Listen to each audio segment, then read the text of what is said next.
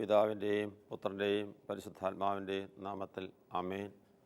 ജീവൻ്റെ കവാടം എന്ന ഈ പ്രോഗ്രാമിൽ ഇന്നേ ദിവസം ദൈവാനുഗ്രഹം പ്രാപിക്കുവാൻ, ഈശോയുടെ കൂടുതൽ ചേർന്ന് നിൽക്കുവാൻ നമ്മൾ ഓരോരുത്തരും വളരെയധികം എളിമപ്പെടേണ്ടതുണ്ട് എന്നൊരു സത്യം നമ്മൾ ബോധ്യപ്പെടുകയാണ്.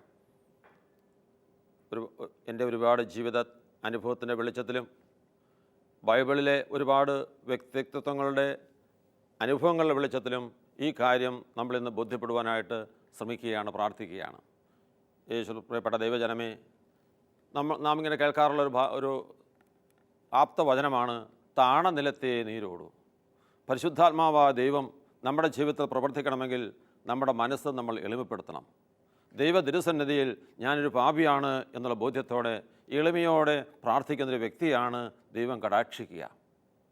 നമുക്കറിയാം, വിശുദ്ധ പൗലോസ് അപ്പോസ്തലൻ, ആ പൗലോസ് അപ്പോസ്തലൻ്റെ തൂവാല തൊട്ടവർക്ക് രോഗശാന്തി, ആ അപ്പോസ്തലൻ്റെ തണലിലൂടെ പോയവർക്ക് രോഗശാന്തി. ആ അപ്പോസ്തലൻ പറഞ്ഞ വാക്കുകൾ നമ്മളെ വളരെയധികം ബോധ്യങ്ങൾ നൽകുന്ന വാക്കുകളാണ്. എന്താ പറഞ്ഞത്? ഞാൻ പാപികളിലൊന്നാമനാണ്. നന്മ ചെയ്യണമെന്ന് ആഗ്രഹിക്കുന്ന ഞാൻ തന്നെ തിന്മ ചെയ്തു പോകുന്നു. എൻ്റെ ഉള്ളിൽ പാപം വസിക്കുന്നു. ഞാനൊരു ദുർഭകനായ മനുഷ്യനാണ്.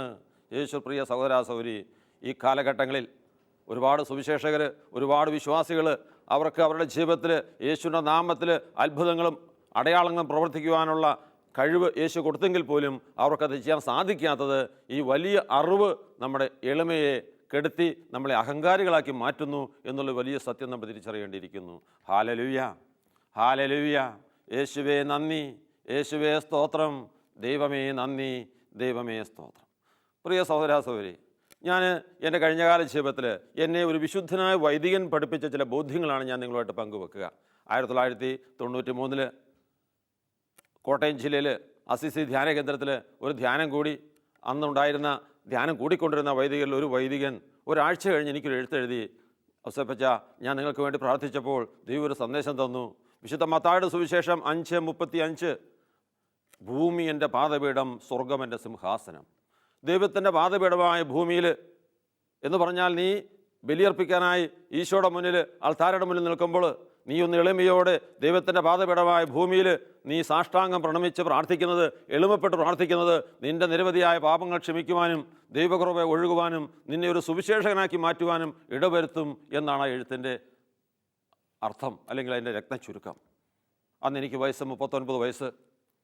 മദ്യവ്യവസായിയായിരുന്ന ഞാൻ, ചാരായ ഷാപ്പ് നടത്തിരുന്ന ഞാൻ, ഈ ലോകത്തിൽ ജീവിച്ച് അടിച്ചു പൊളിച്ച് ജീവിച്ച് എന്നോട് ഇത് പറഞ്ഞപ്പോൾ എനിക്കത് ആദ്യം ഉൾക്കൊള്ളാൻ സാധിച്ചില്ല. ദേവാലയത്തിൽ പോയി വൃദ്ധന്മാരും സിസ്റ്റേഴ്സും അച്ഛന്മാരൊക്കെ ചിലർ ചെയ്യുന്ന പോലെ ഞാനിങ്ങനെ സാഷ്ടാംഗം പ്രണമിക്കുക എന്ന് പറഞ്ഞാൽ എൻ്റെ മനസ്സിൽ ഉൾക്കൊള്ളാൻ സാധിച്ചില്ല. ഞാൻ എൻ്റെ ഈശോയോട് പറഞ്ഞു, ഈശോ പറഞ്ഞിട്ടാണ് അച്ഛനെ എഴുത്തെഴുതിയെങ്കിൽ എൻ്റെ ഈശോയെ ഞാനിപ്പോൾ പ്രാർത്ഥിച്ച് ബൈബിൾ തുറക്കുമ്പോൾ വിശുദ്ധ മത്തായി 5:35 തന്നെ കിട്ടിയാൽ, ഭൂമി എൻ്റെ പാദപീഠം എന്നുള്ള വാക്യം കിട്ടിയാൽ ഞാൻ അങ്ങനെ ചെയ്യാം, അല്ലെങ്കിൽ ഞാൻ ചെയ്യില്ല ഈശോയെ എന്ന് ഞാൻ എൻ്റെ അഹങ്കാരത്തോടെ ഞാൻ ഈശോയോട് പറഞ്ഞു. പക്ഷേ അഹങ്കാരിയായി എന്നെ ഈശോ എളിമപ്പെടുത്തിയ നിമിഷം ഞാൻ ഓർക്കുകയാണ്. പ്രിയപ്പെട്ടവരെ, ഞാൻ ഓർക്കുകയാണ്, ഞാൻ പ്രാർത്ഥിച്ചു, ആ വൈദികനെ സമർപ്പിച്ചു. എൻ്റെ മാനസികാവസ്ഥ, എൻ്റെ ഭാവാവസ്ഥ, എൻ്റെ അഹങ്കാരം, എൻ്റെ എളിമില്ലാത്ത അവസ്ഥ ഞാനതെല്ലാം ഈശോയ്ക്ക് സമർപ്പിച്ചുകൊണ്ട് പ്രാർത്ഥനാപൂർവ്വം ബൈബിൾ തുറന്നു. ഈശോയെ, ഈ പാവിയോട് നീ സംസാരിക്കണമേ. പ്രിയ സഹോദരാ സഹോദരി, എനിക്ക് കിട്ടിയ വചനം അപ്പോസ്തല പ്രവർത്തനങ്ങൾ 7:49. അപ്പോസ്തല പ്രവർത്തനങ്ങൾ 7:49 രക്ഷപ്പെട്ടല്ലോ എന്ന് ഞാൻ വിചാരിച്ചെങ്കിലും അവിടെയും എഴുതി വെച്ചിരിക്കുന്നു, ഭൂമി എൻ്റെ പാദപീഠം. 1993 അന്ന് എൻ്റെ ഭവനത്തിൽ ഞാൻ അങ്ങനെ പ്രാർത്ഥിച്ച് വചനം കിട്ടി. ആ നിമിഷം ഞാൻ ബൈബിളോട് കൂടി സാഷ്ടാംഗ പ്രാർത്ഥന തുടങ്ങി. അന്നു മുതൽ ഇന്ന് വരെ ദൈവകൃപയാൽ ആ എളിമ പ്രാർത്ഥന, ഈശോയുടെ മുന്നിൽ സമർപ്പിച്ചുകൊണ്ടുള്ള പ്രാർത്ഥന, എൻ്റെ ജീവനും ജീവിതവും പാപവും പുണ്യവും എല്ലാം സമർപ്പിച്ചുകൊണ്ടുള്ള ആ പ്രാർത്ഥന ഞാൻ ഇന്നുവരെ പിന്തിരിയാൻ ദൈവം എന്നെ അനുവദിച്ചില്ല. എങ്കിലും 3-4 ദിവസം കഴിഞ്ഞു, സാത്താൻ എൻ്റെ അടുത്തേക്ക് വന്നു. എൻ്റെ അഹങ്കാരം വീണ്ടും ഉണർത്താൻ വേണ്ടി അവൻ വന്നു. എന്നോട് പറഞ്ഞു, അത് യാദൃച്ഛികമായി കിട്ടിയതായിരിക്കും, അങ്ങനെയൊന്നും സാഷ്ടാംഗം പ്രാർത്ഥിക്കേണ്ട ആവശ്യമില്ല. അതിൻ്റെയൊക്കെ ആവശ്യമുണ്ടോ? നമ്മുടെ മനസ്സുകൊണ്ട് എളിമപ്പെട്ടാൽ പോരെ, എന്തിനാ ദേവാലയത്തിൽ പോയി സാഷ്ടാംഗം പ്രണമിക്കുന്നേ? ഒരു ചിന്ത എൻ്റെ മനസ്സിൽ വരിക. എന്നാൽ പിന്നെ എന്നെ വീണ്ടും പിശാച് പരീക്ഷിച്ച സമയം ഞാൻ ഈശോയോട് ഒന്നുകൂടെ ചോദിച്ചു, ഈശോയെ, ഞാൻ ഇനി ഒന്നുകൂടെ ചോദിക്കുള്ളൂ, വീണ്ടും ചോദിക്കില്ല. ഇതുപോലൊരു വചനം ഇനിയും ബൈബിളിൽ കിട്ടിയാൽ കർത്താവേ, ഞാൻ എന്നും അങ്ങനെ പ്രാർത്ഥിച്ചോളാം, അല്ലെങ്കിൽ ഞാൻ തൽക്കാലം വിരമിക്കും. പ്രിയപ്പെട്ടവരെ, ഓർക്കണം, നമ്മൾ ഈശോയുടെ മുന്നിൽ വിനയത്തോടെ പ്രാർത്ഥിക്കുന്നത് അത് വളരെ ഉന്നതമായ ഉത്തമമായ പ്രാർത്ഥനയാണെന്നറിയാം സാത്താന്. ആ സാത്താൻ നമ്മളെ പിന്തിരിപ്പിക്കുക. ഞാൻ നിങ്ങൾ ഓർക്കണം, നമുക്ക് സാധിക്കുമോ?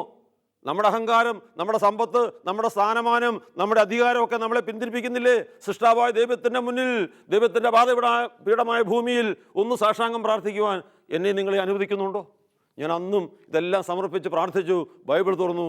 യേശുപ്രിയ സഹോദര സഹോദരി, ഇന്നും ജീവിക്കുന്ന ദൈവം തിരുവചനത്തിലൂടെ വലിയ ബോധ്യം നൽകി എന്നെയും നിങ്ങളെയും. ഈ വചനം കേൾക്കുന്ന, ഈ ശാലോം ടിവിയിലൂടെ ലോകത്തെമ്പാടും വചനം കേൾക്കുന്ന ഓരോ മക്കളും ഇന്ന് തന്നെ ബൈബിൾ എടുത്ത് പരിശോധിച്ച് നോക്കണം. എനിക്കന്ന് കിട്ടിയ വചനം യെശയ്യായുടെ പുസ്തകം 66-ാം അധ്യായം 1-ാം വാക്യം. യെശയ്യ 66:1. അവിടെയും പറയുന്നു, ഭൂമി എൻ്റെ പാദപീഠം. യേശുപ്രിയ സഹോദര സഹോദരി, ബൈബിൾ വചനം എത്ര മാത്രമാണ് നമ്മളെ വിശുദ്ധീകരിക്കുന്നത്, എളിമപ്പെടുത്തുന്നത്, ദൈവത്തിൻ്റെ മകനും മകളുമാക്കി മാറ്റുന്നത്, വരദാനങ്ങളുണ്ട് നമ്മൾ നിറയ്ക്കുന്നത്, നമ്മളെ സുവിശേഷരാക്കുന്നത് എന്ന് നമ്മൾ ചിന്തിക്കേണ്ടിയിരിക്കുന്നു. താണ നിലത്തെ നീരോടും. ദൈവം തന്ന അറിവ്, ദൈവം തന്ന ബുദ്ധി, ആ ബുദ്ധി കൊണ്ട് ദൈവത്തെ അളക്കുന്നവനും അഹങ്കാരിയായി മാറുന്നവനാണോ ഞാൻ നീയും? പ്രിയ സഹോദര, സൃഷ്ടാവിൻ്റെ മുന്നിൽ സൃഷ്ടികളായി നമ്മൾ എളിമപ്പെടുന്നില്ലെങ്കിൽ നീ എങ്ങനെ ഒരു വിശുദ്ധനാകും? നീ എങ്ങനെ ഒരു വിശുദ്ധിയാകും? ആ ഒരു വലിയ ബോധ്യം ദൈവത്തിൻ്റെ ആത്മാവ് നമ്മളെ ഓരോരുത്തരെയും അഭിഷേകം ചെയ്ത് ബോധ്യപ്പെടുന്ന നിമിഷമാണിത്. Hallelujah, hallelujah. യേശുവേ നന്ദി, യേശുവേ സ്തോത്രം. നമുക്കറിയാം, ഒരു പോലീസ് സ്റ്റേഷനിലേക്ക് ചെറിയ തെറ്റുപറ്റി SI വിളിപ്പിക്കുക.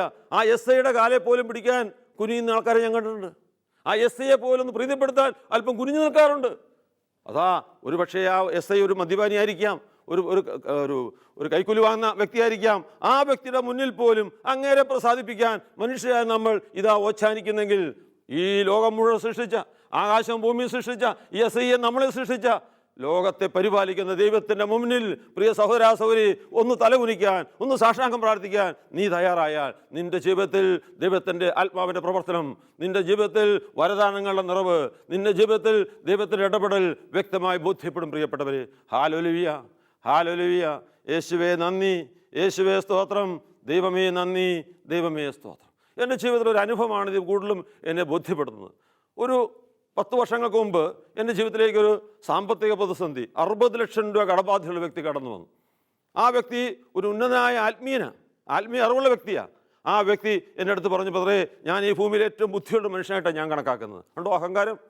ഇനി ഞാൻ ഈ ഭൂമിയിൽ ഏറ്റവും ഒരു മിടുക്കനാണെന്ന് സമർത്ഥിക്കുകയാൾ തന്നെ.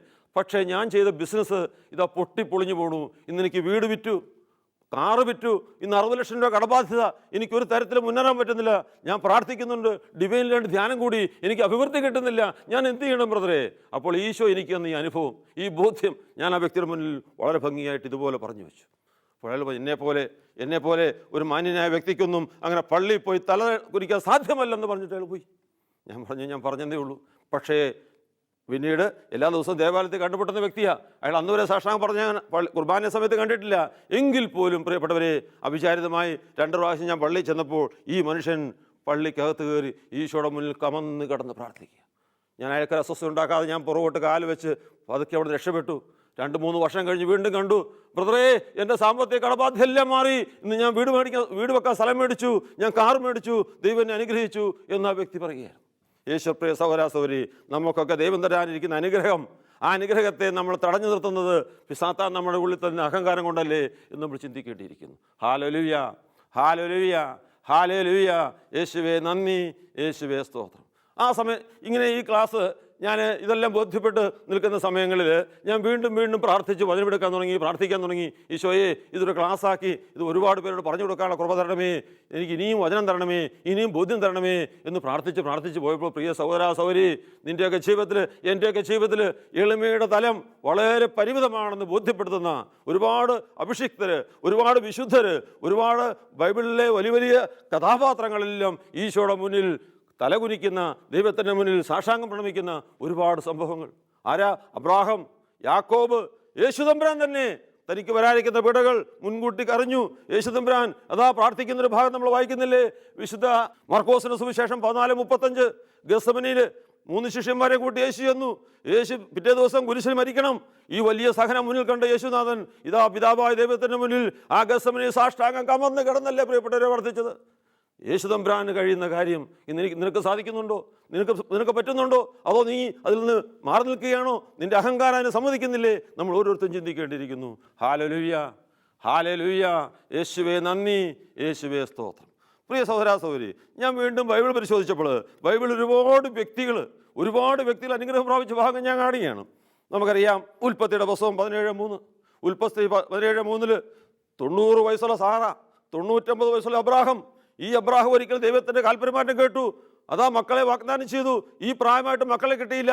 അതാ കാൽപര്യമാറ്റം കേട്ട അബ്രാഹം ഇതാ സാഷ്ടാംഗം കമന്ന് കിടന്നു. അപ്പോഴതാ ദൈവം പറയാണ്, അബ്രാഹമേ, നിന്റെ ഭാര്യ സാറ, നിന്നെ ഞാൻ ജനതകളുടെ പിതാവാക്കും എന്നുള്ള വാഗ്ദാനം അവിടെ കേൾക്കുക പ്രിയപ്പെട്ടവർ. വീണ്ടും ഉൽപ്പത്തി 17:17 വന്നു. അവിടെയും കാൽപര്യമാറ്റം കേട്ട അബ്രാഹം സാഷ്ടാംഗം കമന്ന് കിടന്ന് പ്രാർത്ഥിക്കുമ്പോൾ അതാ വീണ്ടും ദൈവസ്വരം കേൾക്കുകയാണ്, അബ്രാഹമേ, നിന്റെ ഭാര്യ സാറായെ ഞാൻ ജനതകളുടെ മാതാവാക്കും. അവിടെ ബൈബിൾ വാക്യ താഴത്ത് വീണ്ടും ഉള്ള അടുത്ത ഭാഗത്ത് പറയുക, അബ്രാഹാം സാഷ്ടാംഗം കമന്ന് കിടന്ന് ചിരിച്ചു. എൻ്റെ ഭാര്യ 90 വയസ്സുള്ള ചുക്കുചുളുങ്ങിയ എൻ്റെ ഭാര്യ പ്രസവിക്കുമെന്നോ? ഇതെങ്ങനെ വിശ്വസിക്കാൻ സാധിക്കും? പ്രിയപ്പെട്ടവർ, അബ്രാഹാം പോലും ചിരിച്ചു പോയി. പക്ഷേ ദൈവം അതാ പ്രതിജ്ഞ നിറവേറ്റി.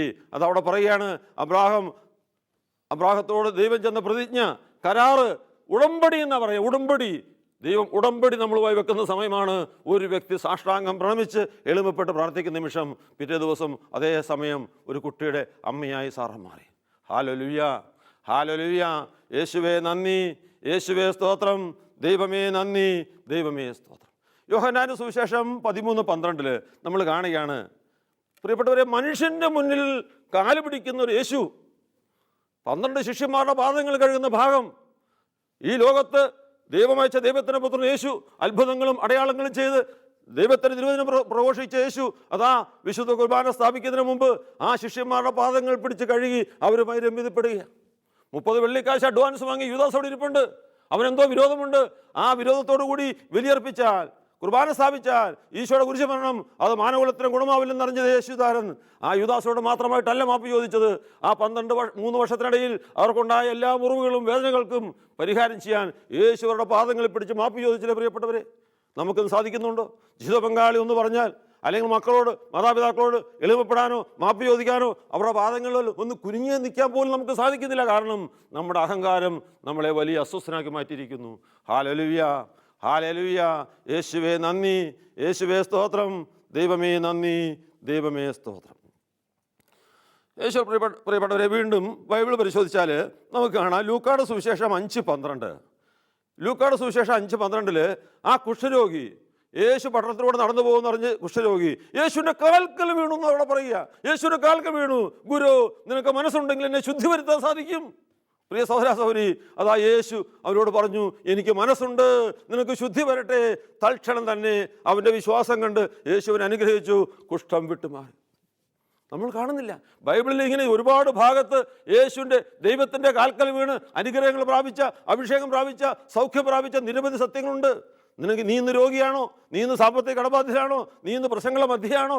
നിന്റെ ജീവിതത്തിൽ മുന്നോട്ട് പോകാനുള്ള വഴി അറിയുന്നില്ലേ? നീ ദൈവത്തിന് എളിമപ്പെടുക, ദൈവത്തിന് മുന്നിൽ മാപ്പ് ചോദിക്കുക, കാലെ കെട്ടിപ്പിടിച്ച് കരയൂ, ദൈവത്തിനെ അനുഗ്രഹിക്കും. പ്രിയപ്പെട്ടവരെ, നമുക്കറിയാം യോഹന്നാന്റെ സുവിശേഷം 12:13, യോഹന്നാന്റെ സുവിശേഷം 12:3 ആ പാപിനിയായ സ്ത്രീ, യോഹന്നാന്റെ സുവിശേഷം 12:3 അതാ മറിയം, പരസ്യപാപിനിയായിരുന്ന സ്ത്രീ യേശുവിൻ്റെ കാൽക്കൽ വന്ന് കെട്ടിപ്പിടിച്ച് പൊട്ടിക്കരഞ്ഞ് കണ്ണീരുകൊണ്ട് പാദങ്ങൾ കഴുകി തലപിടി കൊണ്ട് തുടച്ചില്ല. പ്രിയപ്പെട്ടവരെ, നീ ഒരു പാപിയാണോ? അതോ അഹങ്കാരിയായി എനിക്ക് പാപമില്ലെന്ന് പറയുന്ന വ്യക്തിയാണോ? നീ പാപബോധത്തോടെ എളിമയോടെ പള്ളിയിൽ പോയി സാഷ്ടാംഗം പ്രണമിച്ച് ഒരു നിറ്റ് കണ്ണീര് യേശുവിൻ്റെ ദൈവത്തിൻ്റെ പാദപീഠമായ ഭൂമിയിൽ നീ ഇറ്റ് വീഴിക്കുന്നെങ്കിൽ നിന്റെ ജീവിതത്തിലേക്ക് യേശു കടന്നു വരും. ഈശോ പറയാണ്, ഇവൾ ചെയ്ത കാര്യം ലോകത്തെമ്പാടും സുവിശേഷം ഉള്ളിടത്തത്ര കാലം പ്രഘോഷിക്കപ്പെടും. എന്താ ചെയ്തവള്? യേശുവിൻ്റെ പാദങ്ങൾ അവൾ കണ്ണീരുകൊണ്ട് കഴുകി തലപിടി കൊണ്ട് തുടച്ചു. 300 ദിനാറയുടെ സുഗന്ധതൈലം പുരട്ടി. പ്രിയ സഹോദരാ സഹോദരി, നമ്മുടെ ജീവിതത്തിലേക്ക് ദൈവാനുഗ്രഹം കടന്നു വരാൻ തടസ്സമിത നമ്മുടെ അഹങ്കാരമാണ്, എളിമില്ലാത്ത അവസ്ഥയാണ്, വിശ്വാസം വർദ്ധിക്കുന്നില്ല, നമുക്ക് സ്വർഗത്തെപ്പറ്റി ചിന്തയില്ല, വചനം വിശ്വസിക്കാൻ പറ്റുന്നില്ല. ഞാൻ, എൻ്റെ ബുദ്ധി, എൻ്റെ കഴിവ്, എൻ്റെ സമ്പത്ത്, പിന്നെ വലിയ പ്രശ്നം വന്നാൽ മാത്രം സ്തോത്രം. ഇതാണോ എൻ്റെ നിൻ്റെ അവസ്ഥ? Hallelujah, hallelujah. നമ്മൾ ചിന്തിക്കണം, കര ഉയർത്തി നിന്ന് ആരാധിക്കാൻ പറഞ്ഞാൽ എൻ്റെ കൈ എങ്ങനെ പൊക്കാനുള്ള കൈയാണോ? എൻ്റെ കൈ എന്തിനാ പൊക്കുന്നത്? സ്വരം ഉയർത്താൻ പറഞ്ഞാൽ എന്തിനാ സ്വരം? ദൈവത്തിന് ചെവി കേൾക്കാൻ മേലെ? നിന്റെ അഹങ്കാരമല്ലേ പറയുന്നത്? നിന്റെ കൈ നിനക്കുന്ന ദൈവമല്ലേ? നിന്റെ സ്വരം തന്ന ദൈവമല്ലേ? ആ ദൈവമഹത്വത്തിന് വേണ്ടി അതൊന്നും ഉപയോഗിക്കാൻ നിനക്ക് പറ്റുന്നില്ലെങ്കിൽ മനുഷ്യ, നീ അഹങ്കാരിയാ, നീ അഹങ്കാരിയാ. ദൈവത്തിൻ്റെ കരം നിൻ്റെ മേൽ വീഴും. ദൈവാനുഗ്രഹം നിനക്ക് ലഭിക്കില്ല.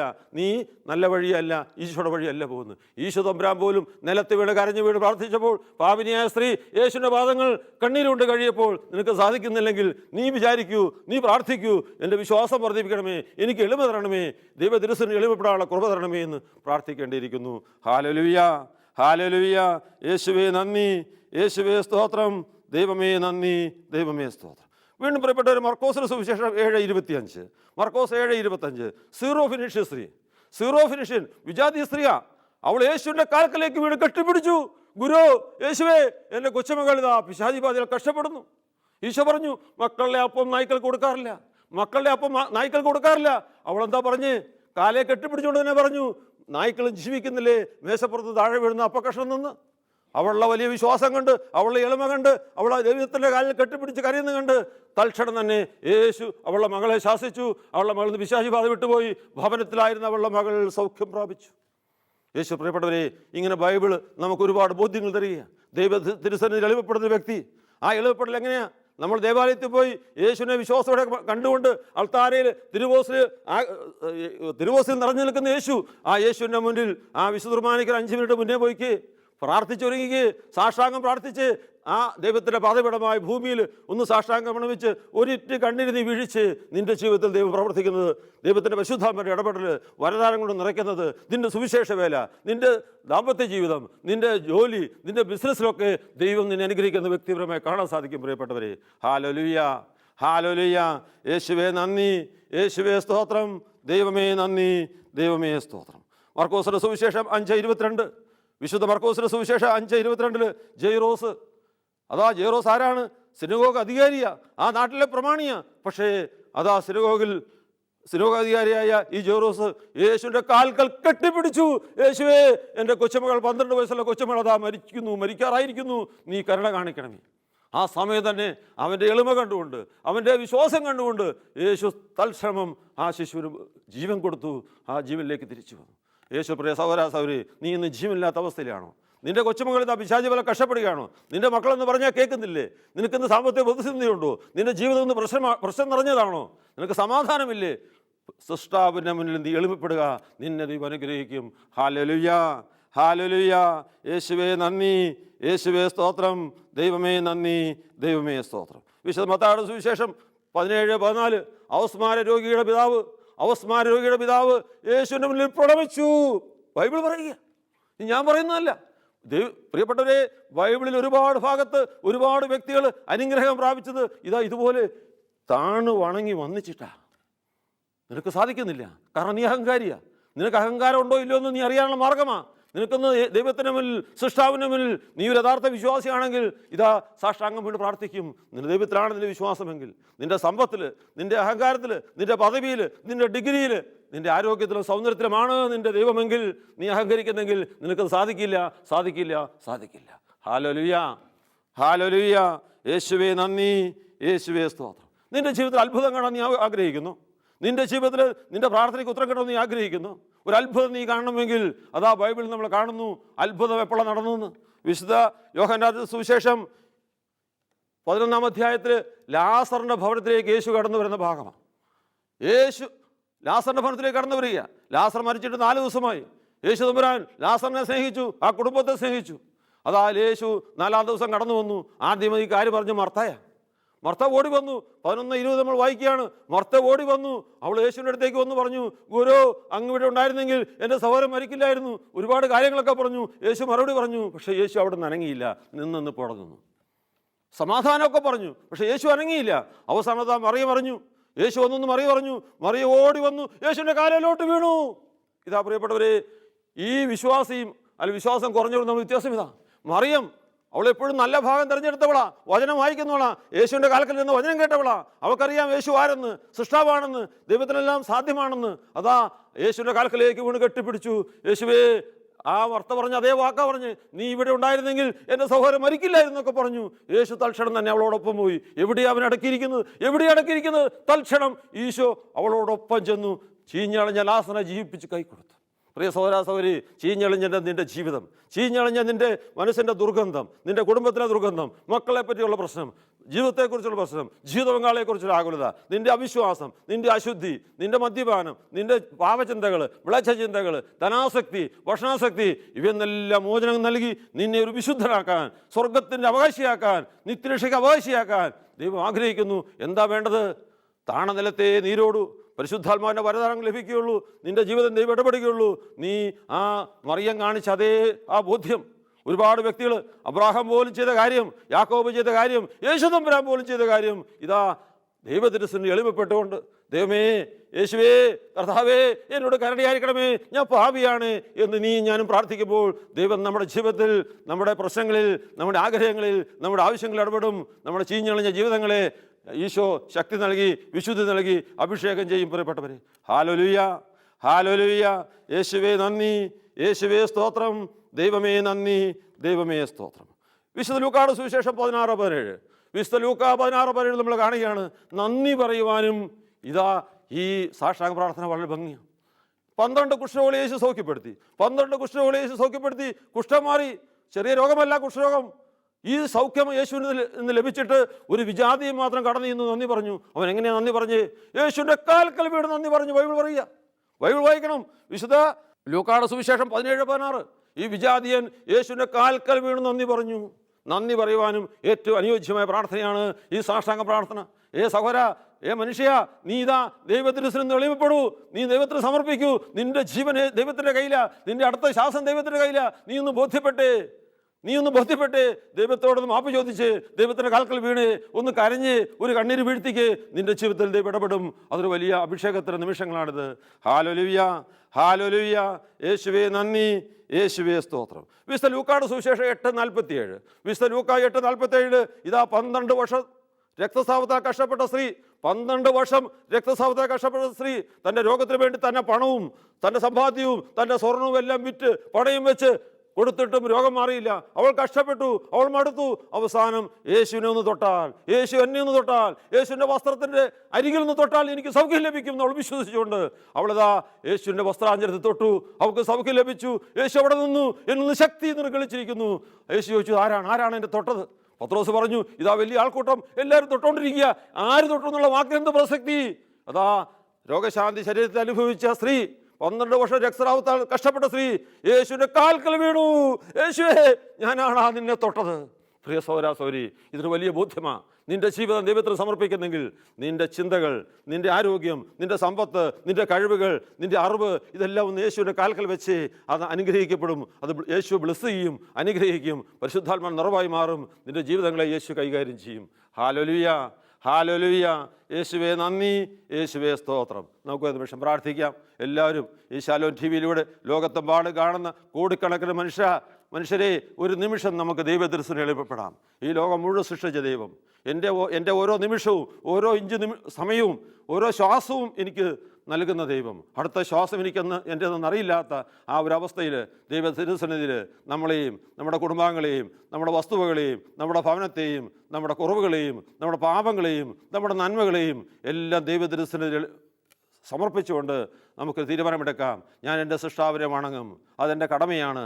എൻ്റെ ദൈവത്തിൻ്റെ മുന്നിൽ ഞാൻ സാഷ്ടാംഗം പ്രണമിച്ച് ആരാധിക്കും. എൻ്റെ പാപങ്ങൾ ഞാൻ ഏറ്റുപറയും. ഒരിറ്റ് കണ്ണീര് വീഴിക്കും. ദൈവ തിരുസന്നിധിയിൽ ഞാൻ നന്ദി പറയും.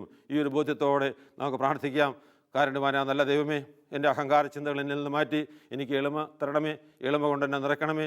ദൈവസ്നേഹം കൊണ്ട് നിറയ്ക്കണമേ. അവിടുത്തെ തിരുസന്നിധിയിൽ അൾത്താരയുടെ മുന്നിൽ, ഈശോയുടെ മുന്നിൽ, ദൈവത്തിൻ്റെ പാതപീഠമായ ഭൂമിയിൽ എല്ലാ ദിവസവും സാഷ്ടാംഗം പ്രണമിച്ച് പ്രാർത്ഥിക്കുവാൻ എന്നെ ശക്തിപ്പെടുത്തണമേ.